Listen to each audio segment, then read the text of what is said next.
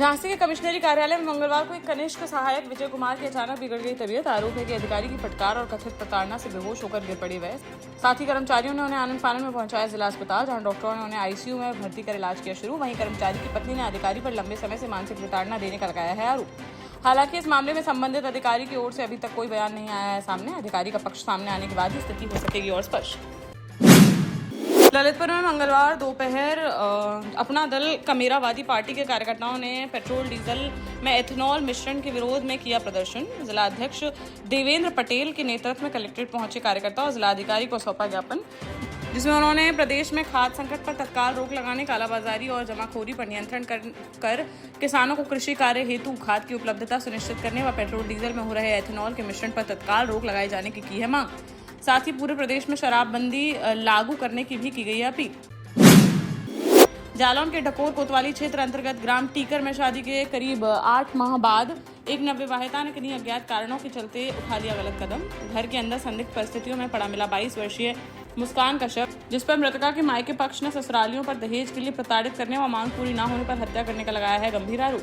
Police ने postmortem के लिए भेजा शव, जिसकी रिपोर्ट आने के बाद ही मौत के असल कारणों का चल सकेगा पता। महोबा के कबरई थाना क्षेत्र में बीती देर रात सड़क हादसे में 36 वर्षीय युवक की हो गई मौत। स्टेशन रोड पर तेज रफ्तार ट्रक ने बाइक सवार को मार दी टक्कर, जिसमें उसकी मौके पर ही चली गई जान। मृतक की कबरई थाना क्षेत्र के ग्राम बबेड़ी निवासी 36 वर्षीय मनोज सिंह उर्फ भोला सिंह के रूप में हुई है पहचान। पुलिस ने शव को पोस्टमार्टम के लिए भेजकर मामले की जांच कर दी है शुरू। झांसी के गुरसराय थाना क्षेत्र में एक सड़क हादसे में पिता पुत्र गंभीर रूप से हो गए घायल। सड़क किनारे खड़ी एक कार का दरवाजा अचानक खुलने और फिर दूसरी तेज रफ्तार कार की टक्कर से हुई यह घटना। पूरी घटना पास में लगे सीसीटीवी कैमरे में हो गई है, जिसका वीडियो अब सोशल मीडिया पर हो रहा है वायरल। गयासी लाल अपने 70 वर्षीय पिता बाबूलाल को बाइक से लेकर जा रहे थे गुरसराय। तभी सड़क किनारे खड़ी एक कार के चालक ने पीछे देखे बिना अचानक खोल दिया दरवाजा, जिससे कार के खुले गेट से सीधे टकरा गई बाइक और पिता पुत्र सड़क पर गिरकर हो गए घायल। इसी दौरान सामने से आ रही एक तेज रफ्तार कार ने उन्हें भी ले लिया अपनी चपेट में, जिससे दोनों गंभीर रूप से हो गए घायल, जिन्हें प्राथमिक उपचार के बाद झांसी मेडिकल कॉलेज के लिए कर दिया गया है रेफर। पुलिस ने तहरीर के आधार पर मामले की जांच कर दी है शुरू। ललितपुर शहर में शहजाद नदी पर निर्माणाधीन ओवरब्रिज का जिलाधिकारी सत्यप्रकाश ने मंगलवार को किया निरीक्षण। इस दौरान स्थानीय व्यापारियों, नागरिकों और नेताओं ने सर्विस मार्ग के निर्माण को लेकर दर्ज कराई अपनी आपत्तियां। व्यापारियों ने गोविंद नगर और ललितेश्वरी मंदिर को जाने वाले मार्ग के सामने सीधे रास्ता दिए जाने की उठाई मांग। उन्होंने सर्विस मार्ग को चौड़ा बनाने की भी की है अपील। जिलाधिकारी ने बताया कि जहां से शुरू होगा ब्रिज, वहां से दोनों ओर बनाया जाएगा सर्विस मार्ग। इसके अतिरिक्त ब्रिज के आखिरी पिलर के पास दोनों ओर बनाए जाएंगे अतिरिक्त कट, जिससे आवागमन में होगी सुविधा और जाम की नहीं होगी समस्या। झांसी में इलाज के दौरान सड़क हादसे में घायल युवक ने तोड़ दिया दम। इसके पहले इसी हादसे में इसकी 1.5 साल की बेटी और चचेरे भाई की हो चुकी थी मौत। युवक का झांसी मेडिकल कॉलेज में चल रहा था इलाज। मंगलवार को उसकी मौत के बाद पुलिस ने पोस्टमार्टम के लिए भेज दिया शव। जानकारी के अनुसार 5 जुलाई को अपनी पत्नी रुक्मणी और 1.5 साल की बेटी शिवानी के साथ काम के सिलसिले में दिल्ली जाने के लिए निकला था। महोबा के महुकंठ थाना क्षेत्र निवासी 22 वर्षीय विनोद पुत्र मनप्यारे, विनोद का चचेरा भाई देवप्रकाश अपनी बाइक से तीनों को छोड़ने जा रहा था हरपालपुर स्टेशन। तभी पनवाड़ी रोड पर सामने से आ रही एक कार ने उनकी बाइक में मार दी थी जोरदार टक्कर, जिसमें 1.5 साल की बच्ची शिवानी और देवप्रकाश की मौके पर ही हो गई थी मौत, जबकि विनोद और उसकी पत्नी गंभीर रूप से हो गए थे घायल। और अब विनोद ने भी इलाज के दौरान तोड़ दिया दम, जबकि जिंदगी और मौत से जंग लड़ रही है उसकी पत्नी रुक्मणी। देश का जाना माना सैनफिन ग्रुप आपके लिए फिर लाया है झांसी में वास्तु के हिसाब से फ्लोर प्लान सहित एक शानदार टाउनशिप, जिसमें सुरक्षा की दृष्टि से सीसीटीवी, एक ही ग्रैंड गेट से एंट्री और एग्जिट, चौड़ी सड़कें, parking, car wash area, senior citizen and international fountain parks, swimming pool, gym, badminton, tennis आदि courts, school, hospital, shopping mart आदि कई सुविधाएं। इसीलिए तो हम झांसी में लोगों की पहली पसंद। टीकमगढ़ जिले में सार्वजनिक वितरण प्रणाली के तहत वितरित किए जाने वाले गेहूं की बोरियों में जानवर की हड्डियां मिलने का मामला आया है सामने। मंगलवार को एक उचित मूल्य दुकान पर यह घटना सामने आने के बाद मच गया हड़कंप।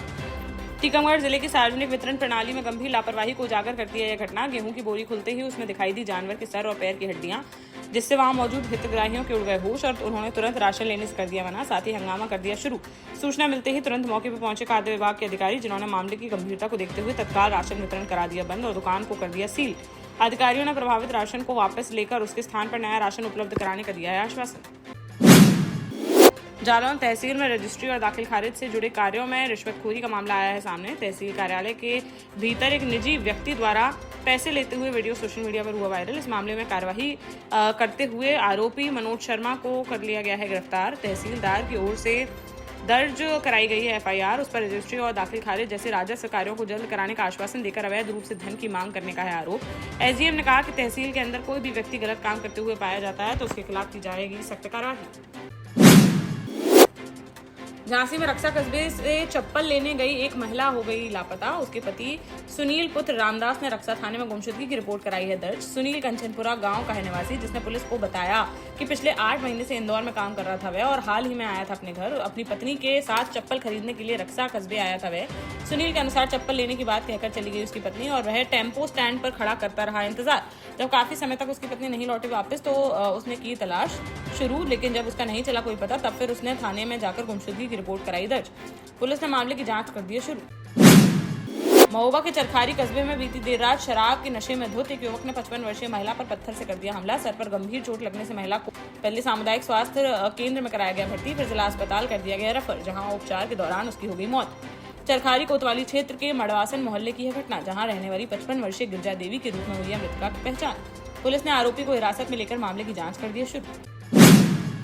दतिया के भांडेर थाना क्षेत्र में ततारपुर गांव के पास मंगलवार दोपहर 12 बजे तेज रफ्तार ट्रैक्टर की टक्कर से पलट गई एक टैक्सी। हादसे में टैक्सी में सवार 8 लोग हो गए घायल। सूचना मिलते ही मौके पर पहुंची पुलिस ने सभी घायलों को पहुंचाया भांडेर सीएचसी, जहां से प्राथमिक उपचार के बाद हालत गंभीर होने पर 4 घायलों को जिला अस्पताल दतिया के लिए कर दिया गया रेफर। पुलिस ने मामला दर्ज करते हुए आरोपी ट्रैक्टर चालक की तलाश कर दी है शुरू। झांसी में गुरसराय सामुदायिक स्वास्थ्य केंद्र का राज्य महिला आयोग की सदस्य अनुपमा सिंह लोधी ने किया निरीक्षण एवं किया पौधारोपण। पर्यावरण संरक्षण और बेहतर स्वास्थ्य सेवाओं के संकल्प के साथ आयोजित किया गया यह कार्यक्रम। सीएचसी पहुंचने पर अधीक्षक डॉक्टर ओपी राठौड़ ने पुष्पगुच्छ भेंट कर उनका किया स्वागत। इसके बाद अनुपमा सिंह लोधी ने अस्पताल परिसर में औषधीय महत्व वाले चंदन और कदम के लगाए पौधे, जिससे अभियान का हुआ शुभारंभ। उन्होंने सभी लोगों से वर्ष में कम से कम एक पौधा लगाने और उसकी देखभाल कर उसे पेड़ बनाने का संकल्प लेने की अपील। जालौन जनपद में सड़क दुर्घटनाओं पर प्रभावी अंकुश लगाने और सुरक्षित एवं व्यवस्थित यातायात व्यवस्था सुनिश्चित करने के उद्देश्य से जिलाधिकारी राजेश कुमार पांडे ने मंगलवार को कलेक्ट्रेट सभागार में जिला सड़क सुरक्षा समिति की समीक्षा बैठक, जिसमें उन्होंने स्पष्ट दिए निर्देश कि सड़क सुरक्षा शासन की सर्वोच्च प्राथमिकताओं में है शामिल और यातायात नियमों के पालन में किसी भी प्रकार की लापरवाही नहीं की जाएगी। स्वीकार 18 साल पहले अपने स्टार्टअप के साथ ही योग्य नेतृत्व, अनुभवी टीम और सक्षम सेंट्रलाइज और उत्तरदायी प्रबंधन के बल पर सबको घर गुणवत्ता के साथ समय पर घर की योजना के तहत सैनफिन समूह ने बहुत ही कम समय में 1500 से ज्यादा यूनिट्स को दिया है कब्जा। समय पर डिलीवरी से हमारे ग्राहकों में बढ़ा है विश्वास और मिली है संतुष्टि। सैनफिन समूह ने बहुत कम समय में Sanfin Ashok city, green homes residency, green homes city, Sanfin Ashok valley, Delhi public school, Sanfin शाखा, केन सैनफिन अस्पताल सहित कई अन्य परियोजनाओं के साथ नई झांसी के निर्माण में स्थापित किया है एक बड़ा मुकाम। तो आप भी आज ही आइए अपने परिवार के साथ और कीजिए अपने सपने साकार।